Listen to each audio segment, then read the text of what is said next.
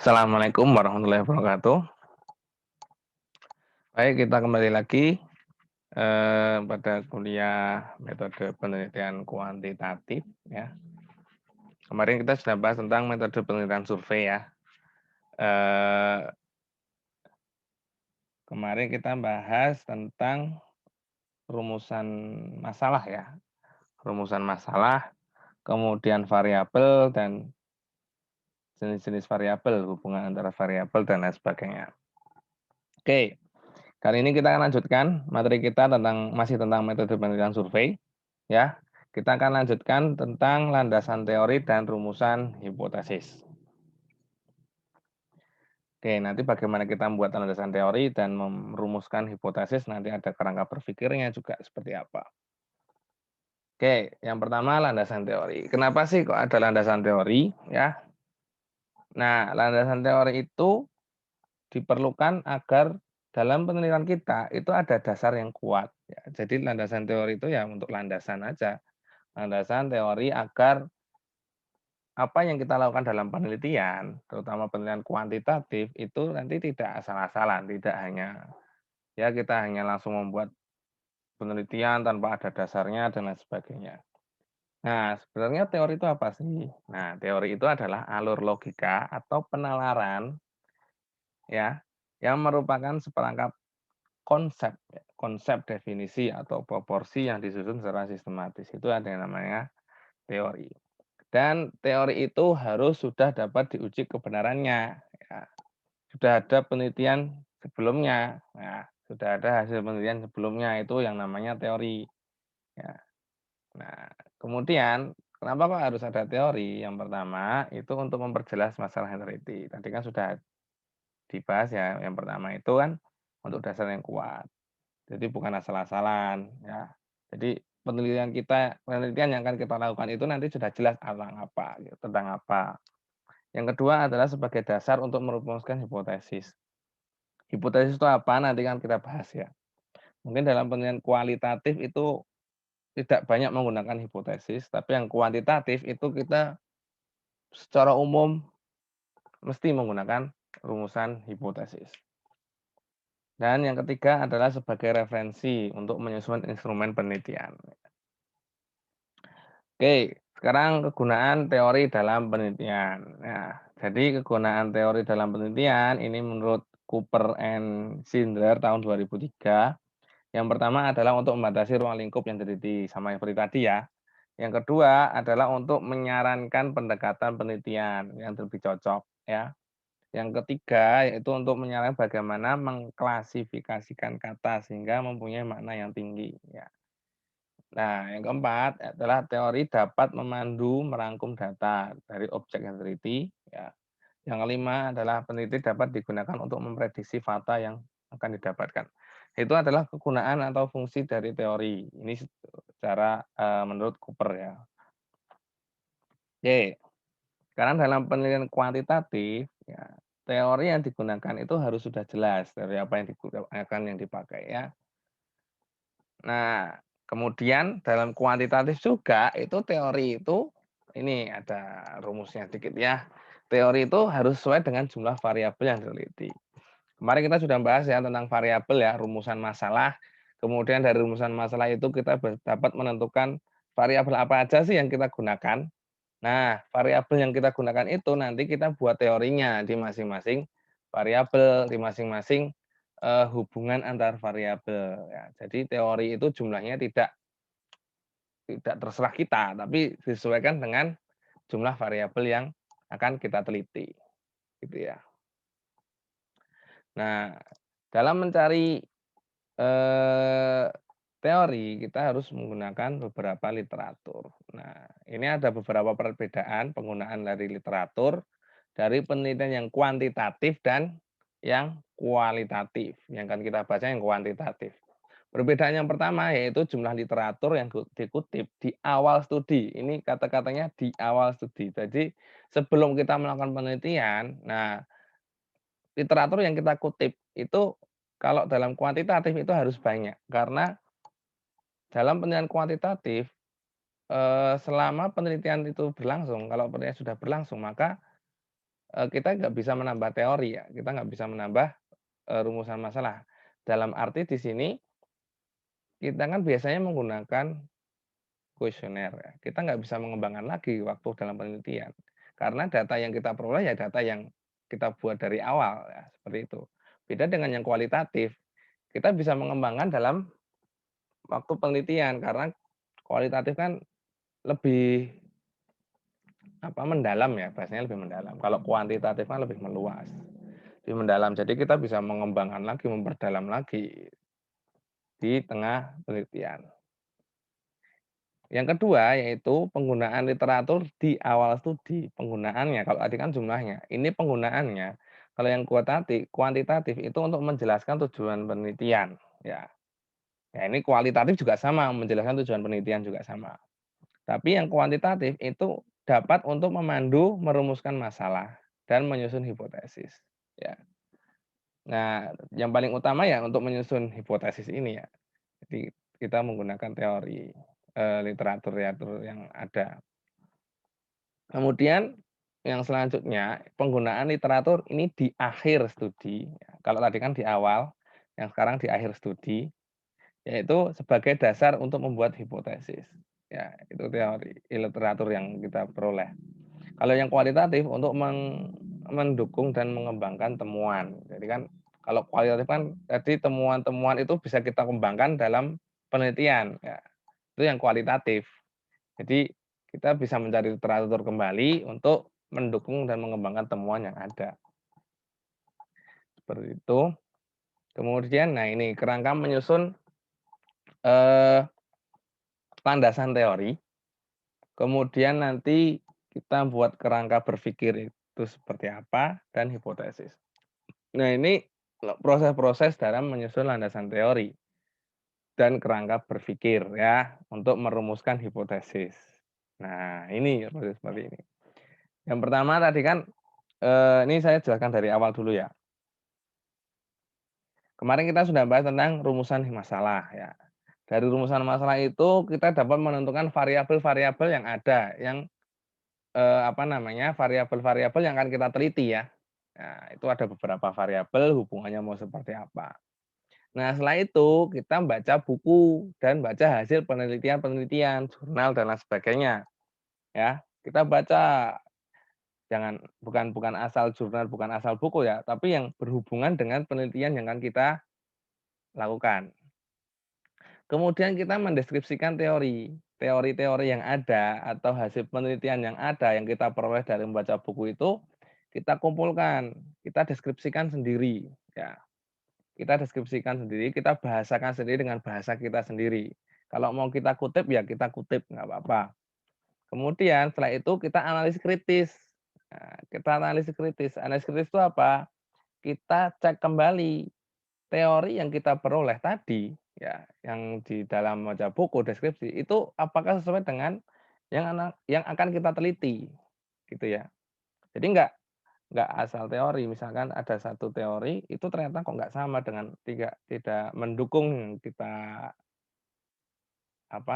analisis yang akan kita teliti, itu ya kita buang, kita kritis lah ya. Itu namanya analisis kritis terhadap teori. Kemudian kita komparatif, kita bandingkan ya teori-teori yang ada, yang kita dapatkan tadi ya.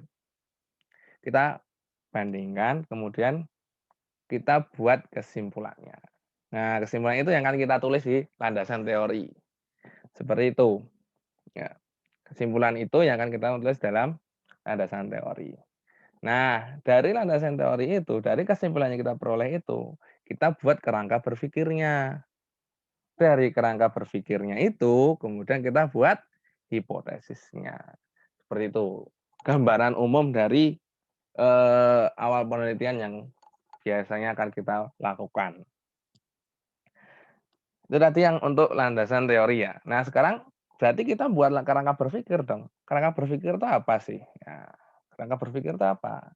Jadi kerangka berpikir itu adalah model konsep ya. Model yang terkonsep tentang bagaimana teori itu berhubungan dengan faktor yang telah diidentifikasikan sebagai masalah yang penting.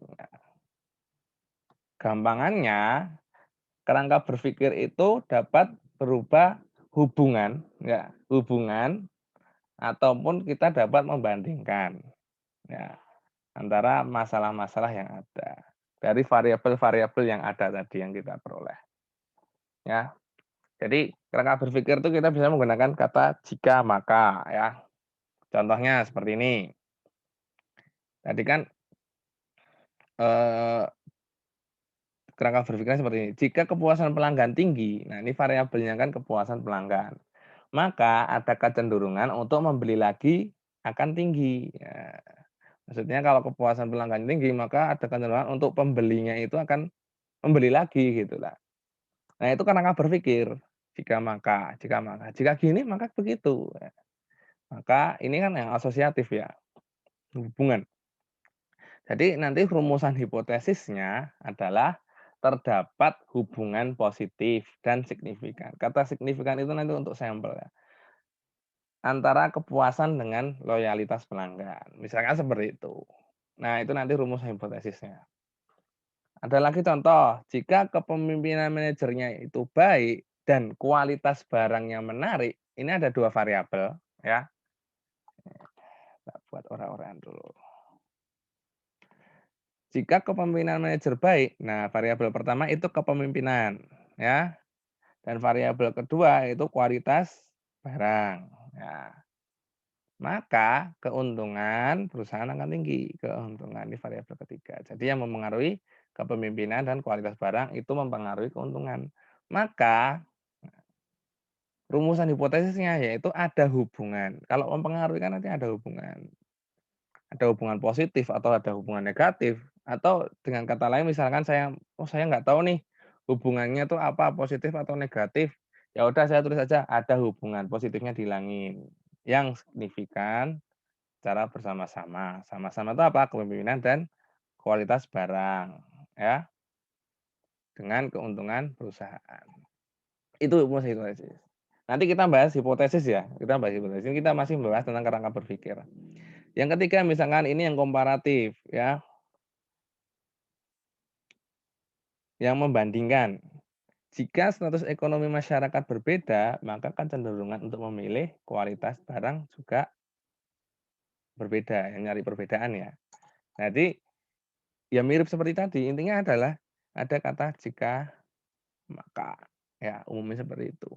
Rumus hipotesisnya ada perbedaan, yang menciri-cirikan komparatif itu ada perbedaan. Kalau asosiatif itu terdapat hubungan gitu ya.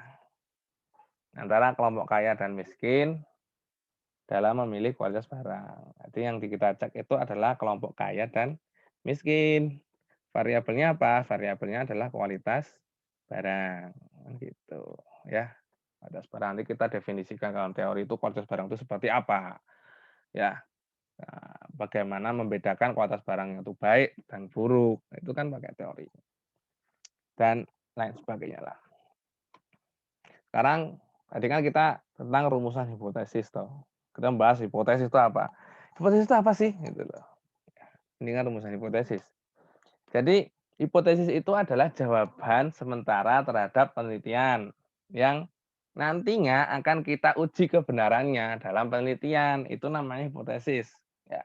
Jadi hipotesis itu adalah jawaban sementara, asumsi kita sendiri. Gitu loh. Asumsi kita sendiri, gambaran tentang penelitian nanti itu hasilnya akan seperti ini. Nah itu namanya hipotesis.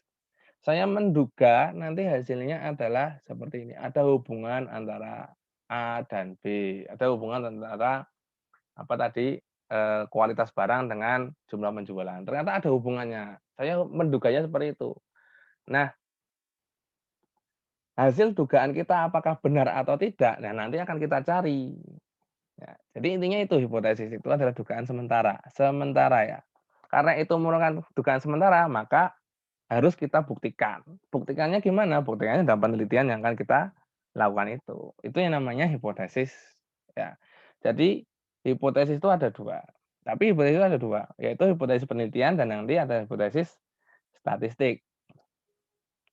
Kalau hipotesis penelitian itu dugaan jawaban sementara dari rumusan masalah. Makanya rumusan masalah itu kenapa kok kita buat dalam bentuk kalimat tanya, ya kemarin dalam bentuk kalimat tanya, karena jawaban yang akan kita berikan itu jawaban sementara itu di hipotesis ini. Dan nanti jawabannya itu dalam kesimpulan. Ya, selain dalam kesimpulan, tapi jawaban sementara itu dalam hipotesis penelitian. Itu yang namanya hipotesis penelitian. Jadi jawaban sementara dari rumusan masalah. Ada lagi yang namanya hipotesis statistik. Nah, karena ini namanya statistik, maka kita ngambil dari sampel. Ya, dari sampel. Sampel itu apa? Sampel itu bagian dari populasi. Kita sudah berulang-ulang kali ya. Besok kita akan bahas ya, 2 minggu lagi kalau nggak salah. Ya, apakah sampel yang teliti itu dapat mewakili populasi? Jadi kalau penelitian kita itu tidak menggunakan sampel, ya ini kata-kata diperhatikan ya. Jadi kalau penelitian kita itu tidak menggunakan sampel, maka tidak ada hipotesis statistik. Karena hipotesis statistik itu apakah ada sampelnya itu sesuai dengan populasi, dapat mewakili populasi. Itu hipotesis statistik. Kalau kita tidak menggunakan sampel, kita langsung menggunakan populasi, ya udah kita nggak usah menggunakan hipotesis statistik.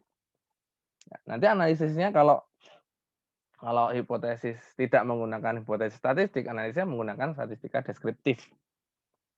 Ya, apa itu? Nah, nanti kan kita bahas. Atau kemarin kalian sudah pernah bahas. Tapi kalau kita menggunakan sampel ya, dari mewakili keseluruhan populasi, maka kita menggunakan statistika inferensi. Nah, itu nanti kemarin sudah dibahas mungkin ya di mata kuliah statistika ya. Seperti itu ya. Nah, sekarang kita bahas hipotesis penelitian ya.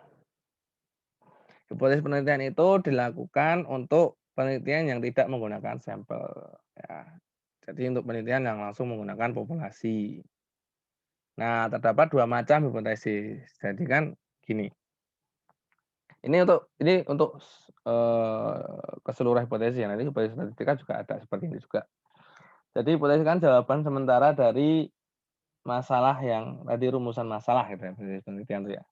Nah, berarti jawaban sementara kan bisa benar, bisa tidak benar. Kan gitu ya, namanya jawaban sementara. Makanya kita menggunakan 2 kemungkinan. Ya, 2 kemungkinan. 2 kemungkinan itu adalah yang pertama, hipotesis kerja. Itu jawaban kita, biasa menggunakan kalimat positif. Jawaban dari rumusan masalah. Ya, jawaban kita. Itu hipotesis kerja. Biasanya ditulis dengan H1 atau HA, hipotesis alternatif kalau bahasanya. Nah, tapi tadi kan ada 2 kemungkinan ya, kalau nggak benar ya salah kan gitu. Nah, kalau benar berarti yang diambil itu adalah hipotesis kerja. Tapi kalau misal tidak benar, maka yang diambil adalah sebaliknya, kan gitu, hipotesis nol, bahasanya di sini hipotesis nol. Bisa disingkat dengan H0, itu biasanya dinyatakan dengan kalimat negatif. Jadi hipotesis nol itu pasti kebalikan dari hipotesis kerja. H0 ya H0 itu di dibuat sebaliknya dari H1 atau HA. Ya. Sebagai contoh seperti ini. Misalkan ada hubungan antara curah hujan dengan jumlah payung yang terjual kan. Tadi kan kita misal buat hipotesisnya ada hubungan antara curah hujan dengan jumlah payung yang terjual. Berarti H0-nya apa? H0-nya adalah tidak ada hubungan. Kebalikannya ya, tidak ada hubungan antara jumlahnya. Jadi kalau misal nanti kesimpulannya ternyata ternyata hipotesis saya salah, ya, jawaban saya ternyata salah, berarti yang diambil yang sebaliknya atau hipotesis nol itu ya. Gitu ya. Yang kedua contohnya, kemampuan daya beli masyarakat rendah ya, rendah. Ini maksudnya kalimat positif tuh bukan berarti terus rendah itu kalimat negatif ya. Ini rendah itu ya bisa kalimat negatif. Tidak ada kalimatnya negatif itu maksudnya tidak rendah seperti ini. Bukan sebaliknya rendah itu tinggi ya. Bisa jadi rata-rata. Rata-rata berarti kan hipotesis kerja saya juga ditolak ya, berarti tidak rendah, seperti itu. Ya, mungkin nanti ada logika-logika statistik ya, lebih dari sama kurang dari. Lawan katanya lebih dari itu bukan kurang dari, tapi tidak lebih dari, gitu ya. Oke, hipotesis statistik. Nah, ini nanti akan lebih memusingkan ya, karena kita menggunakan bahasa statistik ya. Mungkin kalian sudah pernah bahas ini kemarin di mata kuliah statistik. Jadi kan kalau tadi hipotesis penelitian itu untuk populasi. Nah, kalau sekarang hipotesis statistik itu digunakan untuk penelitian yang menggunakan sampel. Nah, tujuannya apa? Yang tujuannya yaitu kita menguji apakah dari penelitian yang kita gunakan dari sampel itu dapat mewakili populasi atau tidak. Dapat mewakili populasi atau tidak. Jadi kan misalkan saya ingin mengetahui penghasilan masyarakat di kota Yogyakarta. Masyarakat Jogja itu ada banyak sekali ya. Penghasilannya itu berapa kan kita susah sekali ya. Karena banyak faktor yang tidak memungkinkan kita untuk mengambil seluruh data populasi, maka kita menggunakan sampel. Faktor-faktor misalnya tenaga. Tenaga kalau kita mensurvei banyak orang kan susah ya. Makanya kita menggunakan sampel, kita ambil sebagian dari warga Jogja. Kita cari penghasilannya itu berapa. Nah, kemudian kita gunakan hipotesis statistik ini, kita uji apakah apakah sampelnya itu dapat mewakili populasi atau tidak. Gitu ya. Jadi intinya dari sampel itu kita dapat mengeneralisasikan hasil yang kita peroleh untuk seluruh populasi, seluruh Jogja misalnya berarti kan Jogja. Seperti itu. Biasanya menggunakan kata signifikan. Ya, kayak tadi ada pengaruh karena tadi kan sebagai penelitian itu kan ada pengaruh curah hujan dengan penjualan payung misalkan. Nah, kalau hipotesis statistik itu pakai kata signifikan. Jadi ada pengaruh yang signifikan antara curah hujan dengan penjualan payung begitu. Ya. Seperti tadi juga ini ada hipotesis kerja dan hipotesis alternatif. Seperti tadi ya, H0 dan HA atau H1. Kalau saya biasanya menggunakan H1 nih, hipotesis alternatif tuh. Karena H0 itu lawannya 1 ya. Bis 0 kan 1. Tapi ada juga yang menulis dengan hipotesis alternatif atau HA. Jadi nggak masalah ya, itu cuma penulisan aja sih. Dan hipotesis statistika itu menggunakan parameter statistika. Jadi parameter itu apa sih? Parameter itu lambang yang apa namanya ya? Untuk sampel gitu ya. Misalkan rata-rata sampel dengan rata-rata populasi kan beda ya. Seperti itulah. Itu namanya parameter statistik. H0 itu harus mengandung unsur sama dengan, itu namanya H0 untuk yang statistiknya. Jadi H0 itu harus mengandung unsur yang sama dengan. Misalkan lebih dari ya lebih dari sama dengan. Kurang dari sama dengan. Ya, atau sama dengan. Lawannya seperti tidak sama dengan. Jadi dari situ kita peroleh bahwa H1 kan kebalikannya H0 ya.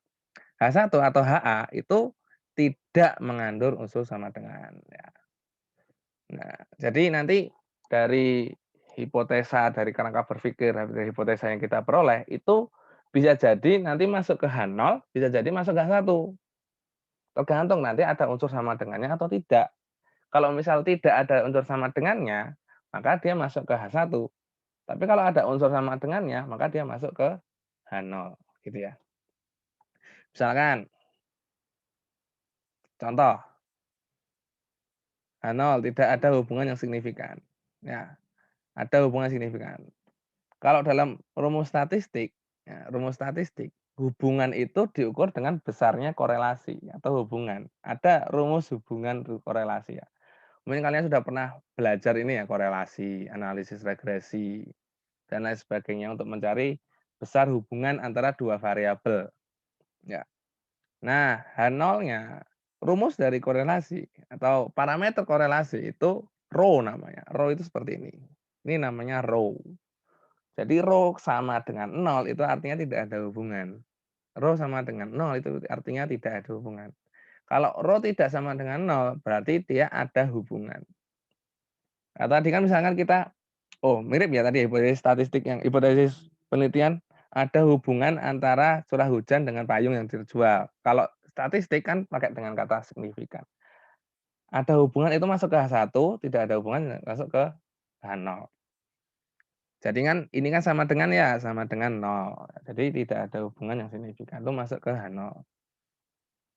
Nah, lain sebagainya yaitu ada hubungan itu masuk ke H1 atau Rho itu tidak sama dengan 0 gitu ya.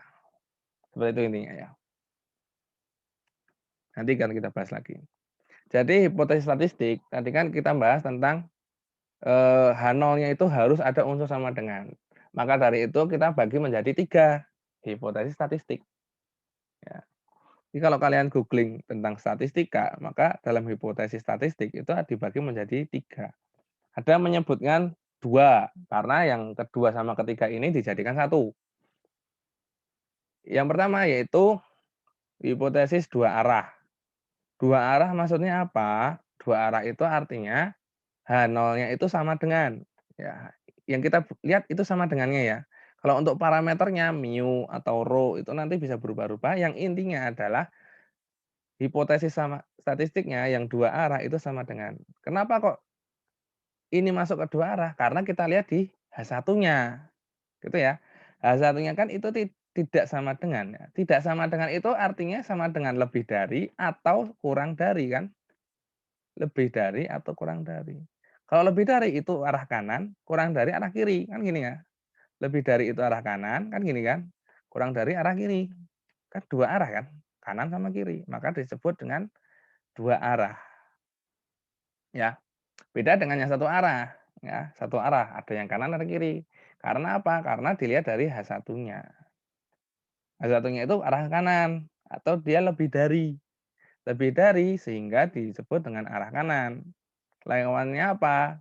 H0 kurang dari sama dengan. Lebih dari itu lawan arah. Lawannya itu kurang dari atau sama dengan, bukan kurang dari tok. Pakai sama dengan. Nah, sedangkan yang kiri juga sama, dia kurang dari, ya. Seperti itu ya. Itu hipotesis statistik. Jadi ada 3 ya, dibagi menjadi 3. Nanti yang kita pakai mesti dari sini terus. Salah satu dari ini yang kita pakai. Sekarang bentuk hipotesis ya. Bentuk dari hipotesis. Bentuk-bentuknya seperti apa sih hipotesis itu? Ternyata ada beberapa bentuk dari hipotesis. Yang pertama adalah hipotesis deskriptif.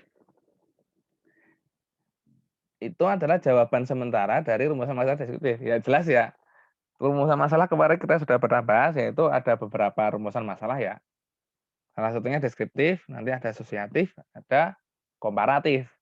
Nah, kalau deskriptif ya jawaban tentang deskriptif. Kalau asosiatif ya jawaban rumusan masalah asosiatif. Dan lain sebagainya. Hipotesis deskriptif. Sebagai contoh seperti ini. Rumusan masalah ya deskriptif. Seberapa tinggi rata-rata penghasilan penduduk Jogja? Kayak tadi ya, kita ingin tahu seberapa tinggi sih rata-rata penghasilan penduduk Jogja.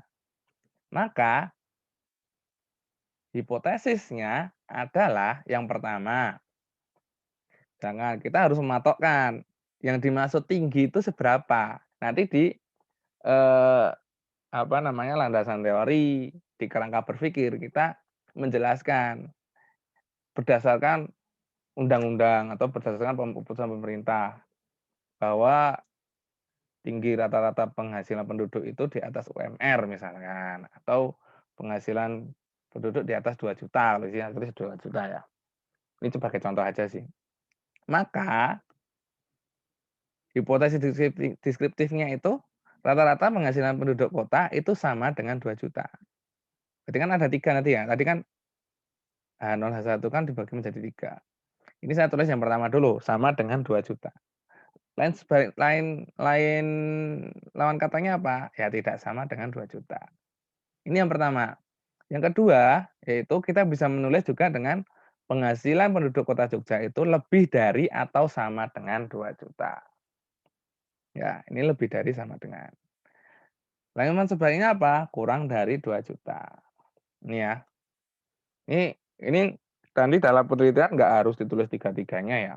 Kalian bisa milih salah satunya. Yang dimaksud tinggi itu seperti apa? Yang itu yang perlu dijelaskan dulu.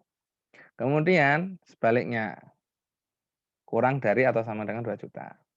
Dan lebih dari 2 juta. Jadi gini, misalkan ya, misal contoh, ternyata yang dimaksud penghasilan tinggi itu ternyata di atas UMR misalkan. Di atas UMR. UMR Jogja itu kira-kira kurang lebih 2 juta ya, kita anggap aja 2 juta. Nah, di atas UMR misalkan, berarti di atas 2 juta. Di atas itu kan lebih dari. Ya. Berarti hipotesa kita, ya, rumusan hipotesa kita bahwa rata-rata penghasilan penduduk Jogja itu lebih dari 2 juta. Lebih dari, kita pakai kata lebih dari. Berarti hipotesis yang kita gunakan yang mana? Nah, yang ada kata lebih dari. Oh, yang ini. Ini berarti yang ini ya, yang ketiga. Yang pertama, kedua nggak kita pakai. Tergantung dengan penelitian yang kita pakai ya. Berarti yang kita uji adalah yang H1. Benar atau tidak? Ternyata misal di lain kasus misalkan, oh ternyata dari rumusan teori itu, dari landasan teori, dari kerangka berpikir itu, penghasilan rata-rata yang dimaksudkan tinggi itu minimal UMR. Ada kata minimal. Minimal itu artinya apa? Minimal itu ya boleh UMR, tapi boleh juga lebih, kan gitu kan? Ya, atau lebih dari atau sama dengan, itu minimal. Berarti yang kita gunakan yang mana? Oh, yang kedua, atau lebih dari atau sama dengan. Berarti yang kita uji yang mana? Oh, yang H0 ya, lebih dari sama dengan. Jika nanti kesimpulannya itu H0-nya diterima, ya, H0-nya diterima berarti kesimpulan kita adalah penghasilan penduduk kota itu tinggi. Tapi kalau kesimpulannya H0-nya ditolak, berarti kesimpulannya adalah eh, penghasilan rata-rata penduduk kota Jogja itu rendah atau tidak tinggi. Gitu ya. Beda halnya dengan yang pertama tadi, misalkan itu harus lebih dari UMR. Berarti kalau misalnya H0-nya ditolak, berarti kesimpulan kita adalah rata-rata penduduk Jogja itu, penghasilan penduduk Jogja itu tinggi. Kebalikannya kalau H0-nya diterima, berarti tidak tinggi kan gitu ya. Itu ya, semoga paham kalian ya. Nah, itu kalau hipotesis deskriptif. Nah, kalau dalam bentuk statistiknya, ini dibuat dalam bentuk statistik. Seperti apa? Seperti ini. Ya. Mu itu artinya rata-rata. Ya. Parameter statistik ya, untuk sampel. Ini mu. Mu namanya ya. Nanti dijelaskan rata-rata penghasilan per bulan. Kenapa kok pakai ini? Karena untuk memeringkas saja sih. Jadi mu sama dengan 2 juta, kurang tidak sama dengan 2 juta, dan ini artinya sama dengan yang pertama tadi ya, sama itu. Seperti itu ya. Semoga paham kalian. Oke, ini yang pertama yaitu hipotesis deskriptif. Yang kedua yaitu hipotesis komparatif. Ya, jelas ya untuk merumuskan masalah komparatif. Komparatif itu membandingkan ya. Oke, sebagai contoh, bagaimana produktivitas kerja karyawan misalkan ya di PT X dibandingkan dengan di PT Y. Jadi kita bandingkan produktivitas kerja di tempat satu dengan tempat lain atau di mana dengan mana. Atau kalau contoh yang seperti deskriptif tadi membandingkan penghasilan antara kota Jogja dengan Bantul misalkan seperti itu atau Sleman atau Jogja dengan Semarang. Nah, itu yang komparatif ya. Bagaimana produktivitas kerja, bagaimana penghasilan antara ini dengan itu komparatif. Berarti hipotesisnya apa? Hipotesisnya yang pertama itu pakai kata sama dengan. Sama yang tadi ya. Tadi juga pakai kata sama dengan. Lawannya apa? Tidak sama dengan. Nah, udah jelas nih. Gampang ini sebenarnya hipotesis itu intinya seperti itu. Yang kedua, itu lebih besar atau sama dengan. Sama kayak tadi. Yang ketiga, angka H1-nya itu lebih kecil. Atau sebaliknya, kan gitu. Yang ketiga juga sama, lebih kecil atau sama dengan, lebih besar. Intinya juga sama ya, sama seperti tadi. Gantung hipotesis mana yang ingin kita pakai. Ya, tergantung penelitian nanti kita fokusnya mau kemana gitu. Seperti itu. Oh ternyata setelah saya lihat dari, eee, apa namanya, besarnya perusahaan ya, perusahaan dari teori-teori ini, dari, eee, apa namanya, pendapatan dari perusahaan X, pendapatan perusahaan Y ternyata lebih besar perusahaan X misalkan. Jadi saya menyimpulkan sementara hipotesisnya saya itu produktivitas kerja dari perusahaan PT X itu lebih besar dari PT Y misalkan. Berarti yang mana? Berarti yang ketiga, PT X lebih besar dari PT Y, ya. Atau misal, oh ternyata produksinya itu PT X sama PT Y itu sama, misalkan seperti itu. Jadi kesimpulan saya misalkan hipotesisnya itu produktivitas kerja karyawan PT X sama PT Y itu sama, ya sama yang mana? Berarti yang pertama, gitu ya. Seperti itulah, intinya sama. Kemudian di sini juga kita dapat lihat bahwa yang statistik itu parameternya juga menggunakan mu sama dengan ini nanti analisisnya menggunakan analisis komparatif atau perbandingan rata-rata ya. Itu nanti kan kita bahas di analisis statistika lah. Seperti itu ya. Yang ketiga itu nanti ada hipotesis asosiatif ya. Asosiatif itu cari hubungan. Kalau tadi membandingkan sekarang hubungan.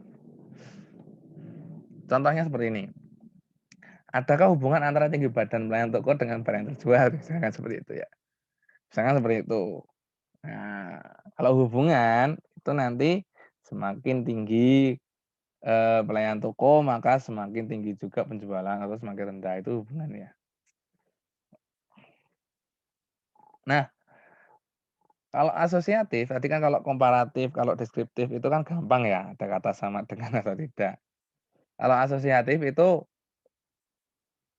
tidak mudah ya, beda ya, karena dia menggunakan hubungan. Jadi, apakah ada hubungan ya, yang signifikan kalau misalnya menggunakan sampel ya, maka H0-nya itu tidak ada hubungan. Seperti tadi ya, sudah dicontohkan di rumusan hipotesis, H0-nya itu tidak ada hubungan dan H1-nya itu terdapat hubungan. Karena apa? Karena kalau kita buat dalam bentuk rumus statistik, itu kalau tidak ada hubungan itu sama dengan nol. Itu namanya korelasi ya, rho. Kalau kalau dalam populasi tulisannya R, ini dalam sampel tulisannya rho, parameter statistik. Tadi udah dibahas seperti ini sih. Gitu ya, ini seperti itu. Itu untuk hipotesis. Nah, sekarang karakteristik hipotesis yang baik itu seperti apa? Ya, hipotesis yang baik itu harus seperti apa sih?